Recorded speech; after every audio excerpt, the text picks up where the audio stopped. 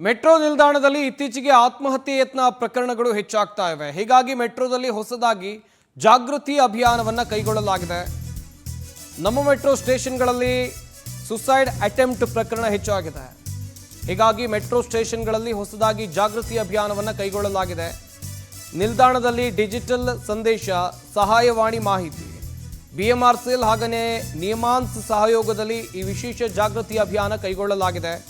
2024ರಿಂದ ಈವರೆಗೆ ಮೆಟ್ರೋ ನಿಲ್ದಾಣದಲ್ಲಿ ಒಟ್ಟು 9 ಪ್ರಕರಣ ದಾಖಲಾಗಿದೆ. ಈ ಸುಸೈಡ್ ಅಟೆಂಪ್ಟು ಈ ಪ್ರಕರಣದಲ್ಲಿ 5 ಮೃತಪಟ್ಟಿದ್ದಾರೆ, ಉಳಿದವರು ಅಪಾಯದಿಂದ ಪಾರಾಗಿದ್ದಾರೆ.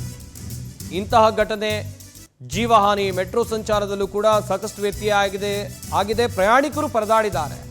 ಇದರಿಂದ ಸಾವಿರಾರು ಮೆಟ್ರೋ ಪ್ರಯಾಣಿಕರಿಗೂ ತೊಂದರೆಯಾಗಿದೆ. ಹೀಗಾಗಿ ಪ್ರಯಾಣಿಕರ ಮನೋಸ್ಥೈರ್ಯ ಹೆಚ್ಚಿಸೋಕೆ ಅಭಿಯಾನವನ್ನು ಕೈಗೊಳ್ಳಲಾಗಿದೆ. ನಿಲ್ದಾಣದಲ್ಲಿ ಡಿಜಿಟಲ್ ಡಿಸ್ಪ್ಲೇ ಜಾಗೃತಿ ಫಲಕವನ್ನು ಹಾಕಲಾಗಿದೆ.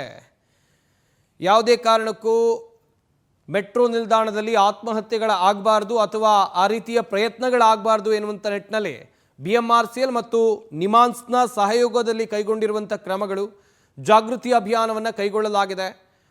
ಬೆಂಗಳೂರಿನಲ್ಲಿ ಒಟ್ಟು 9 ಪ್ರಕರಣಗಳು ದಾಖಲಾಗಿರೋದು. ಇದರಲ್ಲಿ 5 ಜನ ಮೃತಪಟ್ಟಿದ್ದಾರೆ, ಆತ್ಮಹತ್ಯೆ ಮಾಡಿಕೊಂಡಿದ್ದಾರೆ.